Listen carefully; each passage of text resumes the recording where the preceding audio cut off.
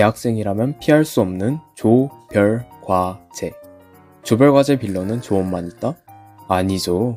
조장도 빌런이 될 수 있다는 사실. 조별과제를 할 때 피하고 싶은 조장 유형에 대해 알아봅시다. 안녕하세요. 혹시 조별과제 해보셨나요? 네, 해봤었죠. 그러면 조별과제에서 피하고 싶은 최악이었던 조장이 있었나요?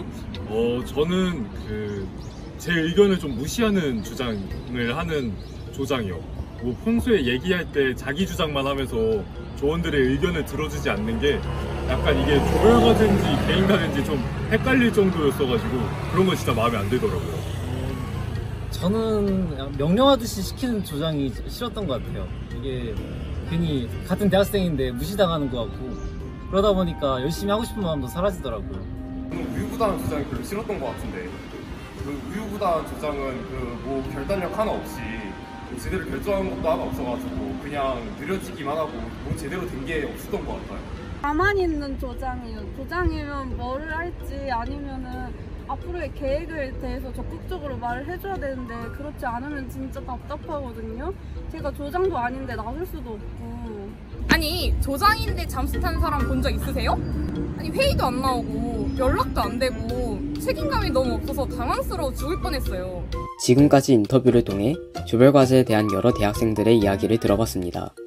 협력과 소통으로 우수한 결과물을 도출해야 할 조별과제를 어떤 리더들이 방해하고 있었을까요? 첫 번째 유형은 우유부단한 조장이 있습니다. 우유부단한 조장은 어떻게 행동할까요? 우유부단한 조장은 프로젝트를 제대로 진행하지 못합니다.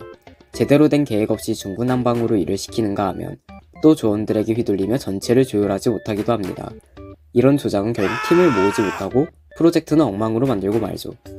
두 번째 유형으로는 독선적인 조장이 있습니다. 독선적인 조장은 어떻게 행동할까요? 독선적인 조장은 자신이 조장임을 이유로 자신의 입맛에 맞는 프로젝트를 진행하려 합니다. 조원들 의견에 사사건건 트집을 잡는가 하면 또 자신의 의견만 옳다며 막무가내로 진행하곤 합니다. 이런 조장은 조원들에게 원성을 사고 조장의 능력이 부족할 때는 프로젝트는 오히려 더 못 만들어 보이죠. 마지막 유형은 직무유기형 조장입니다. 조별과제 진행을 위해선 방향성 제시, 역할 분담, 회의 일정 조정 등 다양한 일들을 해야 하는데요. 이를 주도해야 할 조장이 회의 내내 가만히 있는 경우가 있습니다. 심지어 개인적 일정을 이유로 회의를 참석하지 않거나 잠수를 타버리는 경우도 있다고 하는데요. 리더가 없는 팀이 좋은 결과를 얻긴 힘들겠죠?